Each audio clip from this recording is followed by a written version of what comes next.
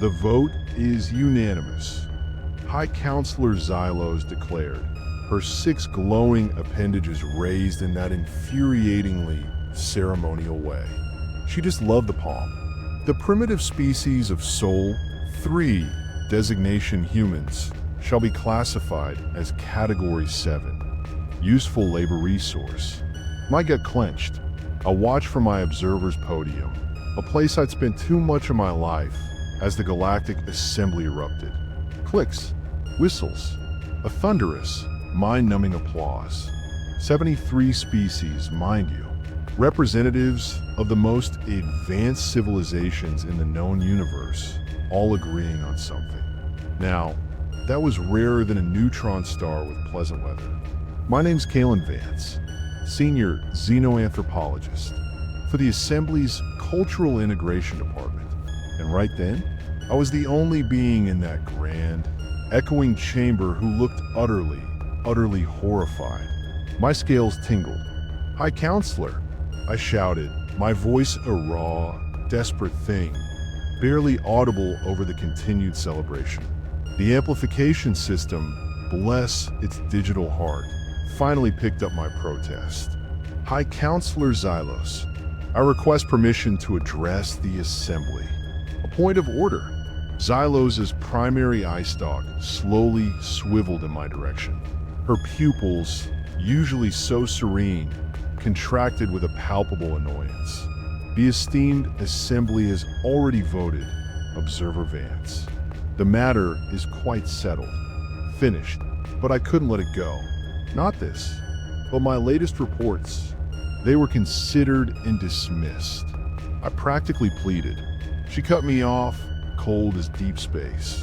"Your peculiar fondness for this species has been noted, Observer, and it is becoming rather tiresome." Laughter rippled through the chamber. A wave of condescension. My exoskeleton flushed with embarrassment. My heart sank. "With respect, Counselor," I persisted, my voice tight, strained. "My entire career hung on this. Categorizing humans as mere labor resources could prove catastrophically unwise. They possess qualities our standard classification protocols fail to properly account for."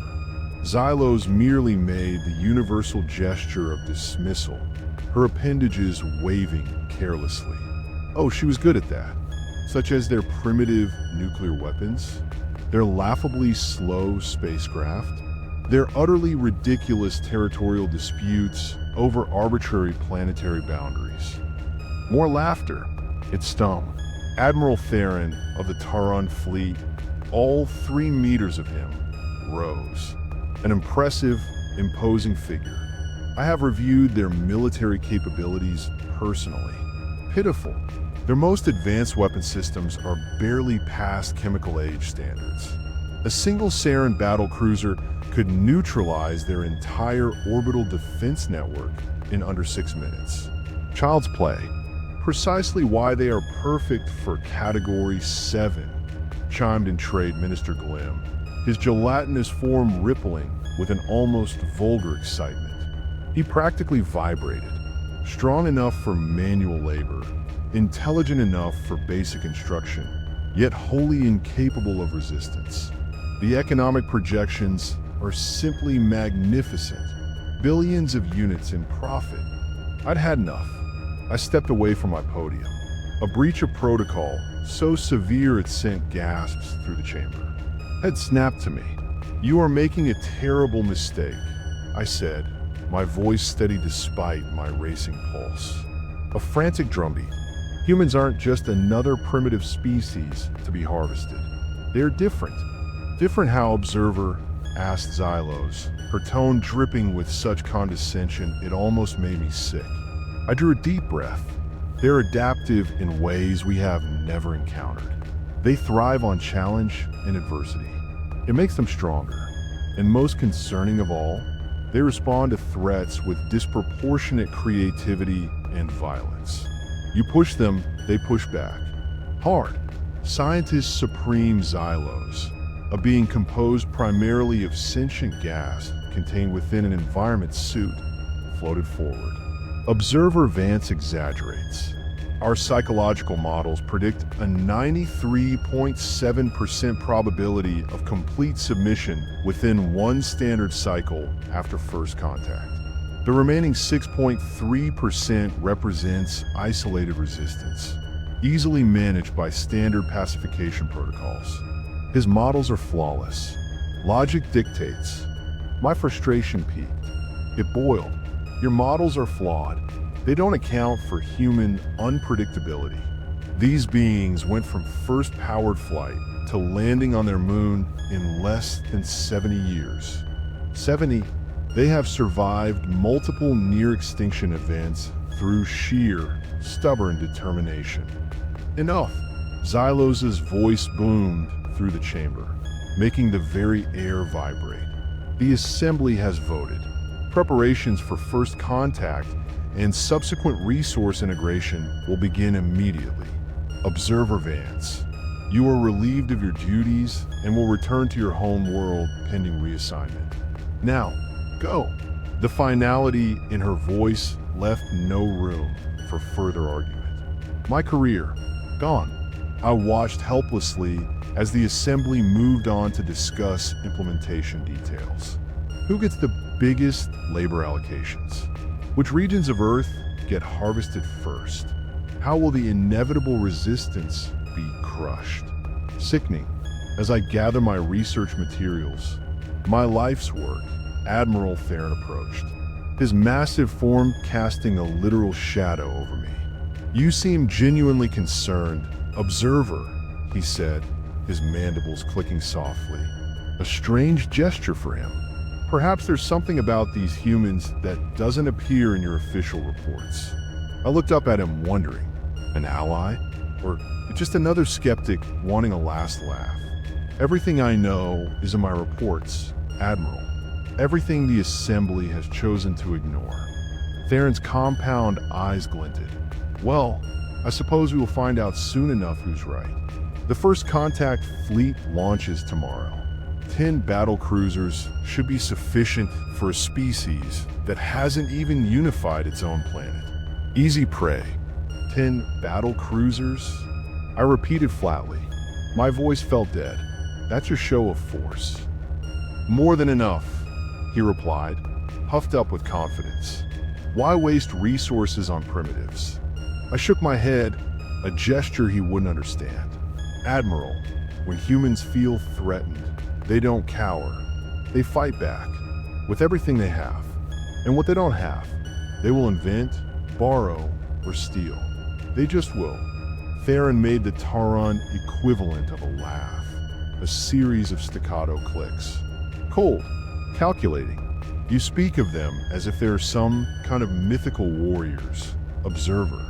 Not primitives who still burn fossil fuels. Rest assured, this will be the simplest conquest in the Assembly's history. An easy win. As he walked away, I couldn't help but mutter, a whisper against the vastness of their arrogance. That's what I'm afraid of. 3 standard months later. 3 months of hell. I sat in my modest dwelling on my home world, watching news broadcasts with increasing dismay. The invasion of Earth. It had begun, exactly as the Assembly had planned. Or so the initial reports, the propaganda, claimed. The humans had been given the standard ultimatum. Surrender and accept classification as a Category 7 species, or face annihilation. The Assembly's broadcasts showed scenes of human leaders appearing appropriately shocked and terrified. What those broadcasts didn't show, what my private channels revealed, was what happened next. That was the kicker. My communication terminal chimed. An encrypted message from an old colleague, still working at Assembly headquarters. I opened it. A single video file, labeled Classified, Initial Human Response. My hands trembled. The video showed a human female, apparently a leader of one of their nation-states, standing before a primitive communication device. Her face, no fear, only cold, steely determination. She delivered her response to the Assembly's ultimatum. To the so-called Galactic Assembly, She began, her voice steady, clear, each word a hammer blow. We, the United Governments of Earth, have received your demands. We have a very simple answer. No. She paused, just for a beat, then continued with remarkable, terrifying composure. Throughout our history, humanity has faced countless threats to our existence. Plagues, wars, natural disasters. Each time, we have not only survived but emerged stronger. We will not surrender our freedom, our dignity, or our future to become slaves for alien masters. You may have superior technology and weapons we cannot yet match. But if you force this conflict upon us, know this, we will not go quietly. We will not be easily conquered. And if you persist, we will dedicate every resource, every mind, and every human hand to your destruction. We offer instead a different path: peaceful contact, mutual respect, and cooperation. The choice is yours, but choose wisely. Humanity has never responded well to bullies, regardless of which planet they come from. The video ended. A stark, chilling silence followed. I sat back, a mixture, pride, dread, washing over me. This was exactly what I had warned the Assembly about. Humans didn't respond to threats like other species. They unified. They fought back, with terrifying resolve. My terminal chimed again. Another message alert. A red flash. Saren battle cruiser Valeri's thunder destroyed. My cooling system sputtered. Impossible. Our battle cruisers were virtually indestructible by primitive standards. I quickly accessed more classified channels, pulling every scrap of information I could find. The story emerged, piece by piece, and it was astonishing. The humans had somehow managed to capture a scout ship that had landed for preliminary surveys. Within days, mere days, they had reverse engineered enough of the technology to modify their own primitive nuclear weapons with our phase-shifting capabilities, rendering our shields useless. Another alert. Emergency council session called. Human resistance exceeding all projections. I laughed. A bitter, hollow sound. Of course it was. I had practically shouted this from the mountaintops. But no one had listened. Not a soul. My home communication system suddenly activated, startling me, displaying Admiral Theron's face. He looked considerably less confident than when I'd last seen him. Gaunt, stressed. Observer Vance. He greeted me, his mandibles twitching nervously. A desperate tick. Your presence is requested at Assembly Headquarters immediately. Transport has been arranged. Already. Waiting. What? I asked, though I already knew the answer. The sweet taste of vindication. Your expertise regarding humans is suddenly highly valued, he admitted grudgingly. Each word seemed to pain him. I see, I replied, unable to keep the satisfaction, a petty, glorious satisfaction from my voice. And how is that simplest conquest in history proceeding, Admiral? Theron's compound eyes darkened. We have lost 3 battle cruisers and 17 support vessels. The humans are not behaving according to predictive models. Not all. They rarely do. The most disturbing development, Theron continued, ignoring my smugness, though I knew he saw it, is that they have somehow managed to access our communication networks. Completely. They are broadcasting directly to every member world of the Assembly. That got my full attention. My scales tingled anew. What are they saying? They are offering amnesty to any species that withdraws from the conflict and recognizes Earth sovereignty. And they're sharing captured technology with less developed worlds previously denied membership in the Assembly. It's chaos. I couldn't help but laugh. A full, booming laugh. So they're not just fighting back. They're dismantling the entire power structure of galactic politics while they are at it. That's perfectly human. Oh yes, this is an amusing observer. Theron hissed, his face contorted. The assembly is fracturing. Half the member species are considering the humans' offer rather than honoring their commitments to the war effort. It's a mess. Let me guess, I said, crossing my arms. The High Council wants me to help them understand humans well enough to defeat them? Essentially, yes, Theron admitted, a defeated slump to his massive shoulders. I stood up, gathering a few personal items. My old research notes. A lucky charm. I will come to the assembly, but not to help them subjugate Earth. No, I'm going to advocate for immediate peace negotiations before the humans decide that merely defeating us isn't enough. They'll want more. You can't possibly believe they'd pose a threat to the entire assembly. Theron spluttered. I looked at him with pity. Poor, deluded Admiral. Admiral, in the 3 months since first contact, humans have reverse-engineered our technology, neutralized our military advantage, and begun dividing our political alliance. What do you think they will be capable of in a year? In 10? They learned fast. As I prepare to leave, I picked up my original research proposal from 20 years ago. The title, in my shaky script, now seemed prophetic. Humanity, the sleeping giants of Sector 8. The assembly had wanted slaves. Instead, they'd awakened something far more dangerous. A species that didn't know how to surrender, that thrived on challenge, and that was now very, very angry. And I was about to tell them, I told you so, in the most professionally satisfying manner possible. When I arrived at assembly headquarters, chaos didn't just reign, it threw a party. Species that had coexisted peacefully for millennia were now shouting accusations at each other. The Grand Assembly Hall, usually a model of cosmic diplomacy, had devolved into something resembling a human sporting event, minus the coordinated chanting and overpriced beverages. Just raw, unfettered outrage. Observer Vance, High Counselor Xylos, spotted me entering, her eye stalks swiveling wildly, and immediately slithered over. Her normally immaculate exoskeleton showed alarming signs of stress molting. Flaking. Observer Vance, she said, managing to sound both desperate and condescending simultaneously. A talent. How kind of you to join us during this temporary setback.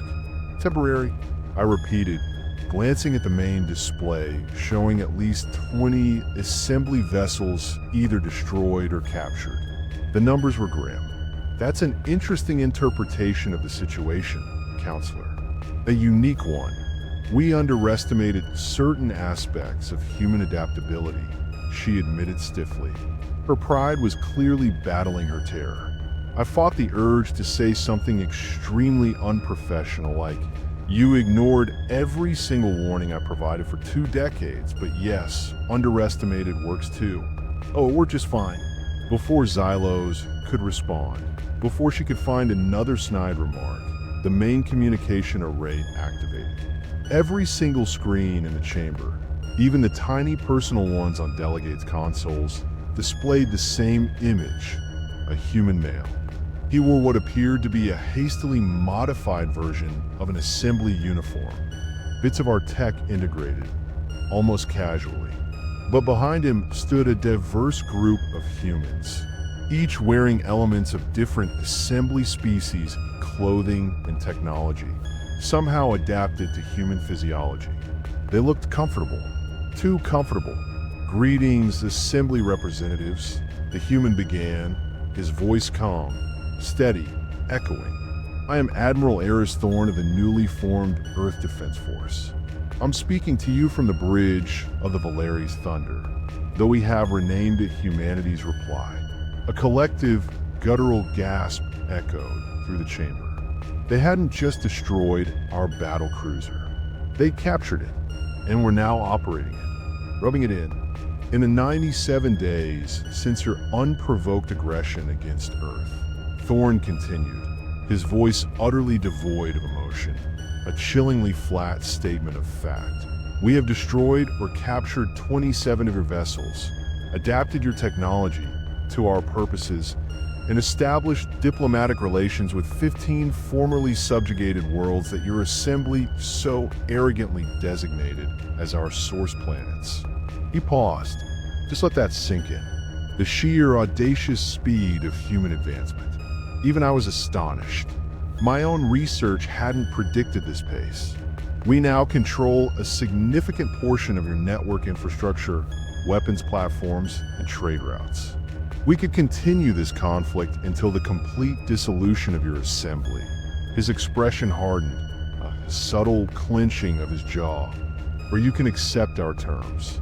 Xylos stepped forward, visibly struggling to maintain composure, her multi-jointed legs stiff. And what terms would those be, human? What audacity is this? First, immediate recognition of Earth and all human colonies as a sovereign, unified entity, exempt from your classification system. No more categories. Second, reparations for loss of life and damage inflicted during your invasion attempt. You pay.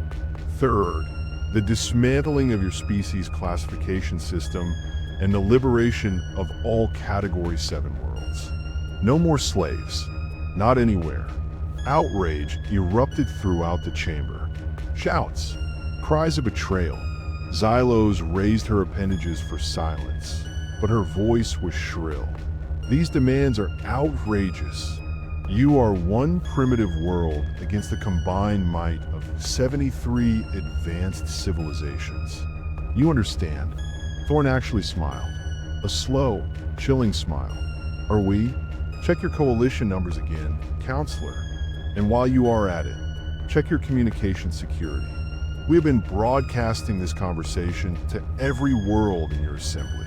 On cue, the chamber's data displays updated. The numbers flashed. Horrifying. 39 assembly species had already withdrawn from the conflict, or were signaling their intention to follow. A mass exodus. You have 6 Earth hours to respond, Thorn concluded, his voice dropping to a dangerous quiet. Choose wisely.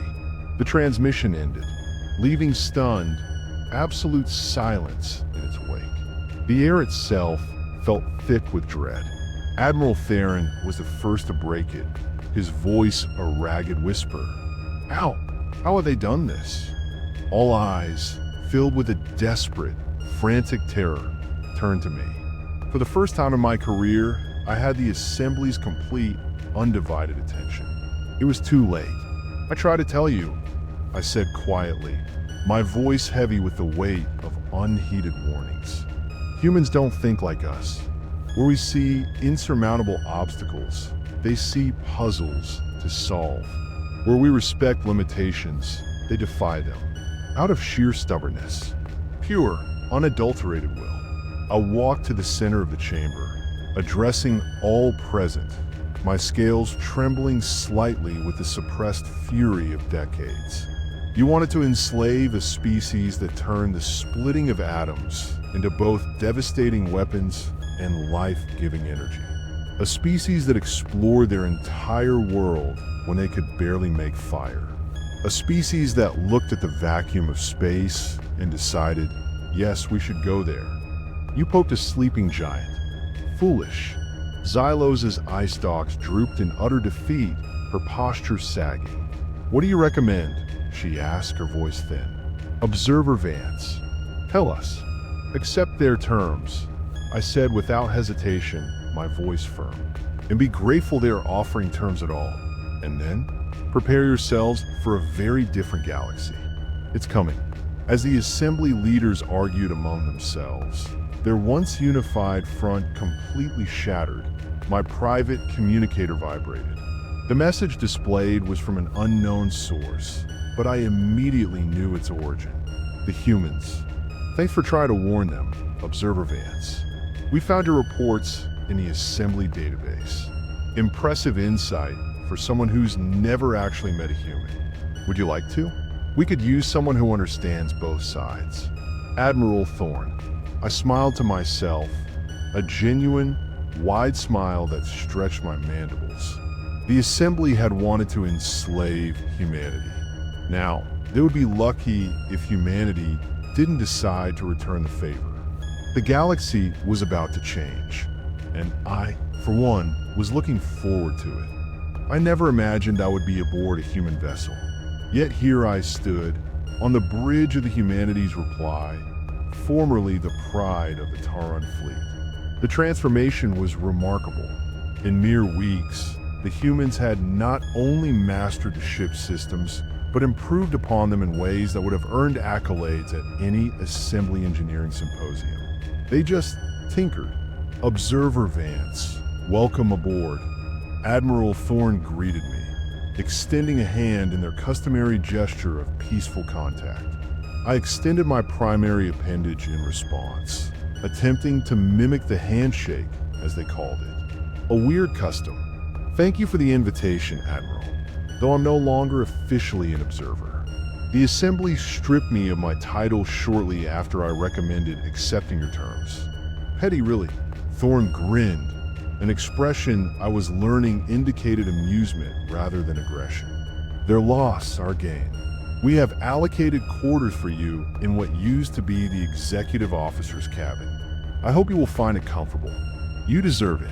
A younger human female approached, carrying what appeared to be modified assembly communication technology. Her uniform was a little rumpled. Casual. Admiral, we have intercepted another distress call from the Proxian sector. 3 more assembly worlds voting to join the Earth Coalition. They sound eager. Excellent work, Lieutenant Valen, Thorne replied, a spark of satisfaction in his eyes. Add them to the briefing for tomorrow's diplomatic summit. I couldn't help but marvel at the speed with which humans formed alliances. In just 6 weeks, since the Assembly had reluctantly accepted their terms, humanity had established diplomatic relations with 47 worlds. Many were former Category 7 planets, seeking protection from Assembly reprisals. But an increasing number were full Assembly members, hedging their bets on the new power in the galaxy. Smart. You seem impressed, Thorne observed, a knowing look. Baffled might be more accurate, I admitted. The Assembly took centuries to build its coalition. You have created a rival power block in less than 2 standard months. It's efficient. Thorne shrugged, another uniquely human gesture. A roll of the shoulders. Turns out, when you treat other species as equals instead of resources, they're pretty eager to work with you. Who knew? Not the Assembly, clearly. The sarcasm wasn't lost on me. Most Assembly species evolve in environments where rigid hierarchy enhances survival. Cooperation among equals is not our natural state. It's alien. Well, adaptation is humanity's natural state, Thorne replied, his gaze sweeping the bridge. Speaking of which, there's something I'd like to show you. He led me through corridors that had been reconfigured to accommodate human proportions while still allowing access for various alien physiologies. The sheer adaptability of their design was striking. Crew members of at least 6 different species worked alongside humans, all wearing variants of the new Earth Coalition uniform. A melting pot. We entered what had once been the battle cruiser's auxiliary command center. It had been transformed into something the humans called mission control, a hub of screens, holographic displays, and bustling, focused activity. Organized chaos. This is Dr. Alara Vance, head of our reverse engineering division. Thorne introduced me to a human female with dark skin and intelligent, intense eyes. Observer Vance, your xenoanthropology papers were instrumental in helping us understand assembly psychology, she said enthusiastically. Particularly your work on comparative cognitive frameworks across species with different evolutionary paths. Fascinating stuff. You have read my academic publications? I asked, astonished. No one in the Assembly read my papers. Of course. We downloaded the entire Assembly knowledge database during the first week of the conflict. Your insights helped us formulate our diplomatic approach. Very helpful. Before I could fully process this disturbing revelation about their infiltration of our most secure systems, about how much they knew, Dr. Vance gestured toward the main display. "We want to show you Project Phoenix," she said proudly. The screen showed what appeared to be a massive construction project in Earth's orbit. Hundreds of vessels, some human-designed, some clearly repurposed assembly ships, moved in coordinated patterns around a central framework that spanned several kilometers. A colossal undertaking. "What am I looking at?" I asked. My vocalizer felt dry. "The first Earth Defense Fleet carrier," Thorne explained. "We have combined assembly phase drive technology with our own propulsion theories to create something new. A hybrid." Dr. Vance showing the drive test. Dr. Vance tapped several commands into her console. The display shifted to show a smaller vessel in deep space. Without warning, the ship simply vanished. Gone. Reappearing instantly at a location the display indicated was several light years away. A mere blink. "That's impossible," I whispered. The theoretical limitations of phase drive technology limit jumps to a maximum of 0.7 light years without a cooling cycle. It's a fundamental constant. Only if you're using conventional phase matrices, Dr. Vance explained, her excitement evident, a bright spark in her eyes. "We discovered that by inverting the quantum field and introducing a modified Higgs boson cascade, we could effectively bypass the thermal restrictions. It was there all along. You solved the Yarvik thermal paradox? Assembly scientists have been working on that problem for 900 years. My mind reeled. 9 centuries. Gone. Thorne smiled. Dr. Vance solved it in 3 days, once we understood the basic principles. The solution was fairly obvious, just needed a different perspective. Obvious, I repeated faintly. My brain struggled to compute. The real breakthrough came when we integrated our understanding of quantum entanglement, Dr. Vance continued, almost bubbling with energy. By linking multiple phase drives in a synchronized array, we can now transport vessels of any size across distances limited only by our targeting capabilities. It's limitless, really. My exoskeleton must have paled visibly, a sudden rush of blood to my inner organs. Thorne placed a reassuring hand on my shoulder, surprisingly warm. "We are not planning galactic conquest, Observer Vance. Not at all. But after what happened, after the invasion, humanity unanimously agreed. Never again will we be vulnerable. Never again. The Phoenix carrier isn't a weapon of war. It's insurance. Against extinction. A promise. The Assembly won't see it that way," I cautioned. My voice was a croak. "They will view this as an existential threat. A challenge they cannot ignore." "Perhaps," Thorne acknowledged, a grim line to his mouth. "But that brings us to why you are here. We need someone who understands both humanity and the Assembly. Someone who can help build bridges rather than weapons. Someone to mediate." "You want me as a diplomat?" I asked, incredulous. My old title, so meaningless now. "We want you as a teacher," Dr. Vance corrected, her eyes earnest. "To help us understand the species we now share this galaxy with, and to help them understand us. A mutual education." Before I could respond, before I could even formulate a single thought, alarms blared throughout the ship. A harsh, electronic screech. Lieutenant Vallen's voice came over the communication system, sharp, efficient. "Admiral, to the bridge immediately." Multiple assembly battle cruisers detected on approach vector. "They're coming fast." The bridge was a flurry of controlled activity when we arrived. Everyone moved with purpose. Tactical displays showed 5 assembly battle cruisers in attack formation, approaching Earth's defensive perimeter. A clear hostile intent. "Status report," Thorne demanded, his voice instantly switching from diplomatic mode to military commander. calm but commanding. 5 Saren-class battle cruisers, heavily armed. They are not responding to hails. Reported a communications officer, her fingers flying across a console. Coalition fleet status? Defense platforms activated. The prototype squadron is moving to intercept. ETA, 3 minutes. I step forward, my mandibles clenching. Admiral, those are purification fleet vessels.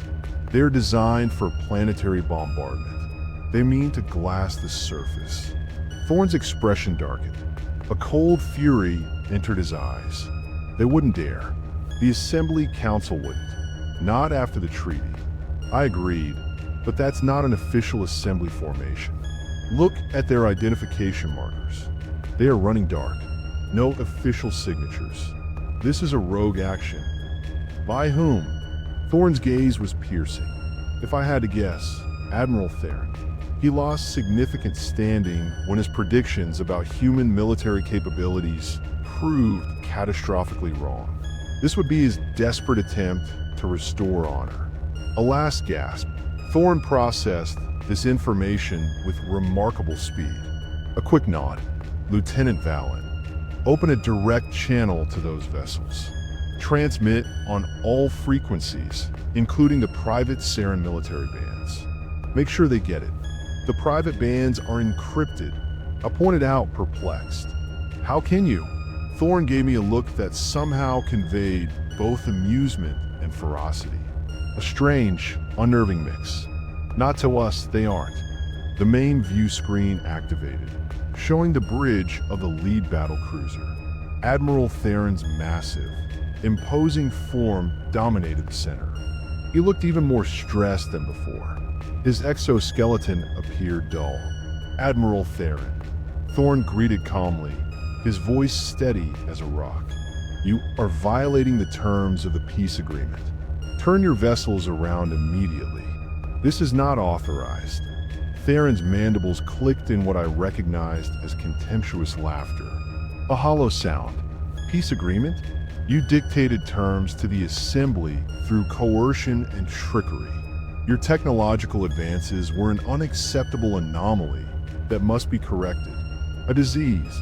This isn't an official Assembly action, is it? Thorne pressed, his eyes narrowing slightly.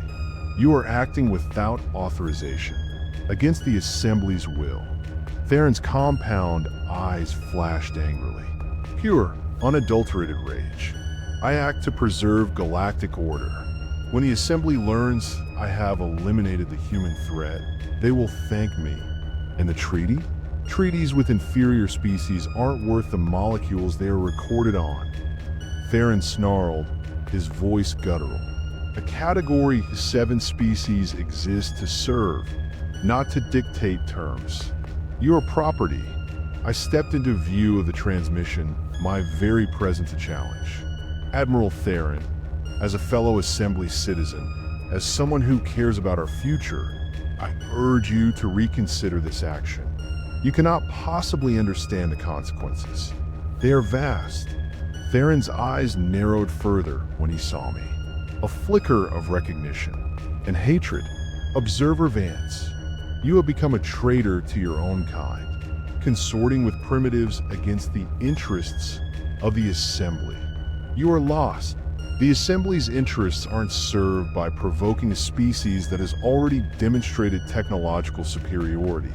I argued, my voice ringing with truth. It's suicide, technological trickery. Theron dismissed, spitting the words. We have analyzed their capabilities extensively. Their advantage was merely the element of surprise, which they no longer possess. Our shields have been recalibrated. Their weapons will no longer be effective. We are invincible. Thorne nodded to his tactical officer, a barely perceptible movement, who transmitted something to Theron's vessel. We have just sent you sensor readings of our defensive capabilities. Please review them before you make a terrible mistake. A final one. Theron glanced at something off-screen, his compound eyes widening momentarily before he mastered his expression. He scoffed. Sensor ghosts and falsified readings. You cannot deceive me. I'm not a fool. Final warning, Admiral, Thorne said quietly, his voice dropping. The calm before the storm. Withdraw your vessels, or we will be forced to demonstrate that those readings are entirely accurate.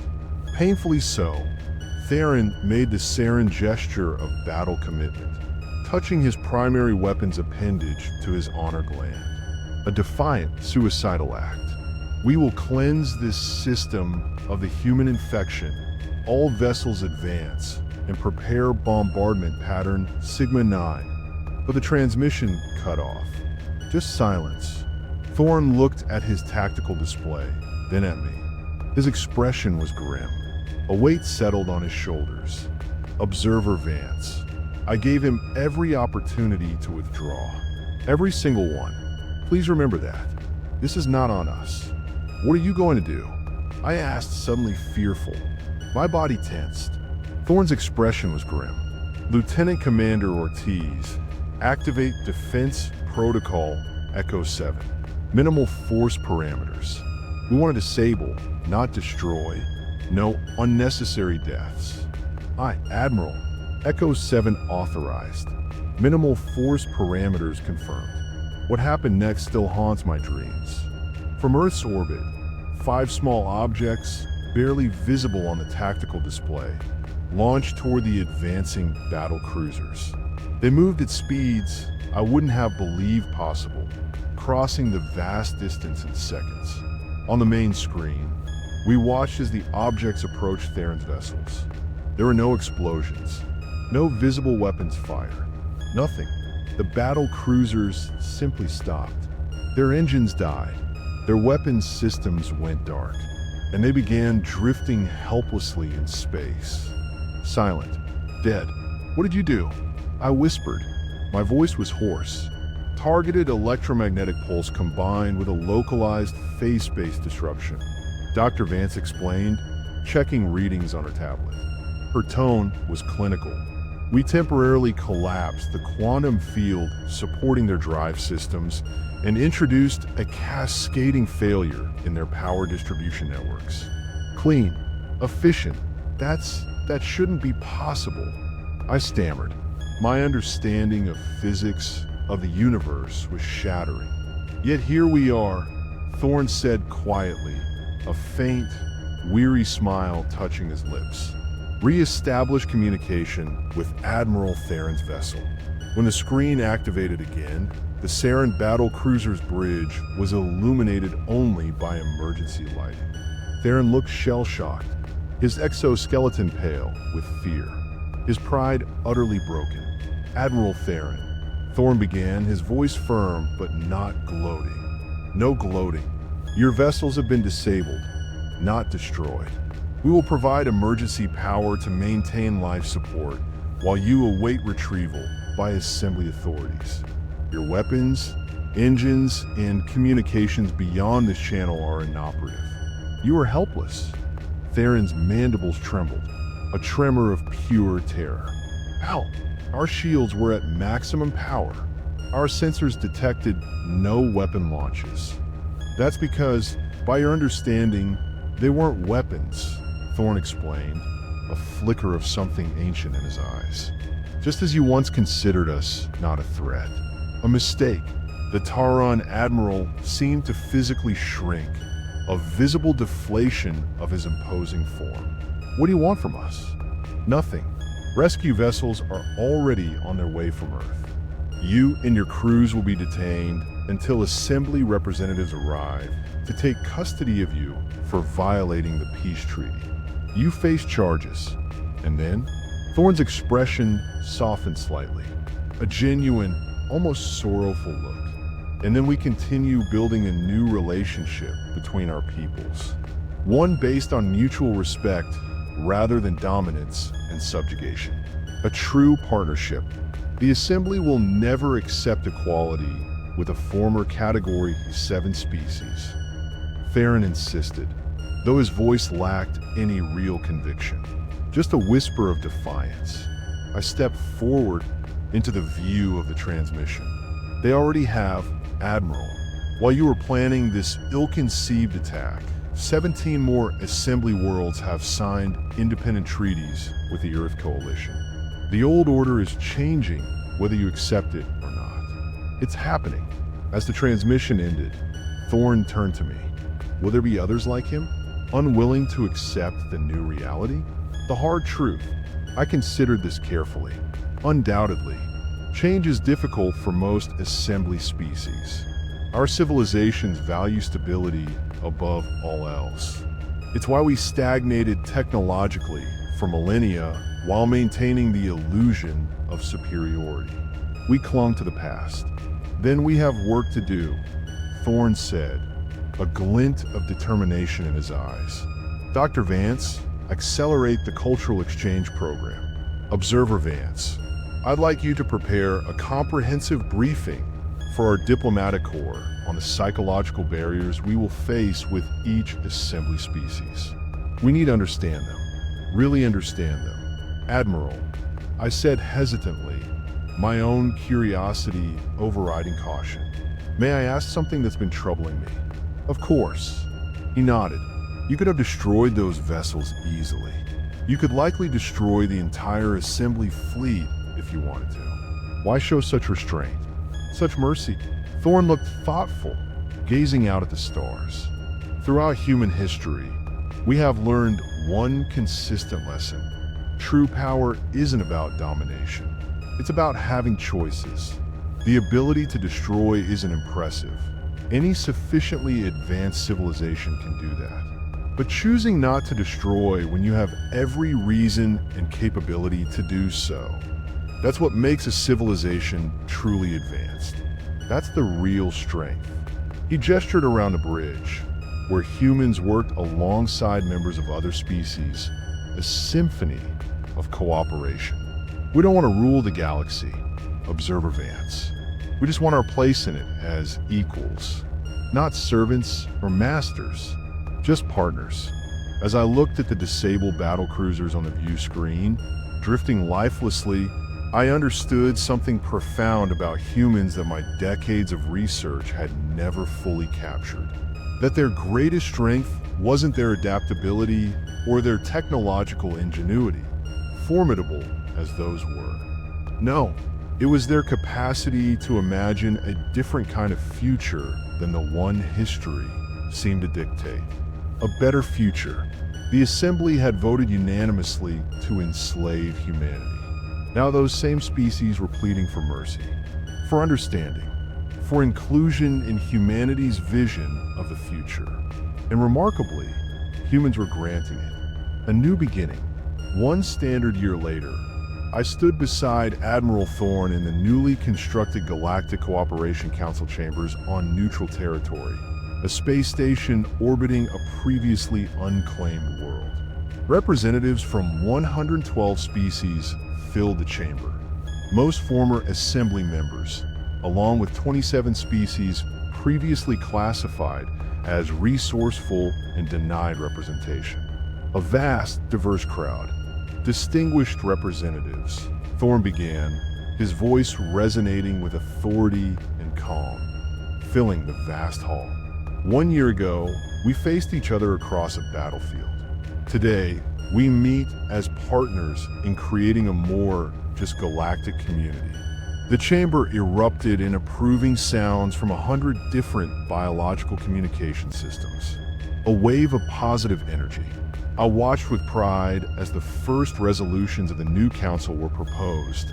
The permanent abolition of the species classification system, the establishment of technological and cultural exchange programs, and the creation of mutual defense protocols. Fundamental changes. During a brief recess, High Counselor Xylos approached us, her once arrogant demeanor replaced by cautious, almost humble, respect. Observer Vance, she greeted me, using my old title as a courtesy, a small acknowledgement of my past warnings. Your predictions about humanity proved remarkably accurate, disturbingly so. Thank you, Counselor, I replied, though I failed to anticipate just how quickly they would transform our understanding of galactic politics. A whirlwind. Xylos turned to Thorn, a flicker of genuine curiosity in her eyes. Admiral, while many in the former assemblies still struggle with the rapid changes of the past year, I must acknowledge that humanity has shown unexpected wisdom in victory. True grace. Thorn smiled, a tired but sincere expression. Not wisdom, counselor, just historical perspective. Humans have made enough mistakes on our own world to recognize that dominance creates only temporary stability. A house of cards. True security comes from cooperation. An unusual philosophy for a species that possesses such overwhelming military advantage, Xylos observed, still grappling with the concept. Perhaps that's precisely why we hold it, Thorn replied, his gaze unwavering. Power reveals character. Counselor, it doesn't create it. Never does. As they continued their diplomatic exchange, a new kind of respect blooming between them. I reflected on how profoundly the galaxy had changed in a single year. The rigid hierarchy that had defined interspecies relations for millennia had given way to something new, something imperfect and occasionally chaotic, but vibrant with possibilities. The Assembly had sought to enslave a species they considered primitive, easily exploitable, only to discover they had instead encountered the greatest catalyst for change the galaxy had ever known. A force of nature. And I, a once obscure xenoanthropologist who had spent decades trying to warn my people about humans, now found myself in the remarkable position of helping build bridges between our civilizations. Not just observing, actively building. As the council session resumed, Admiral Thorn took his seat beside representatives of former enemies, now partners in governance.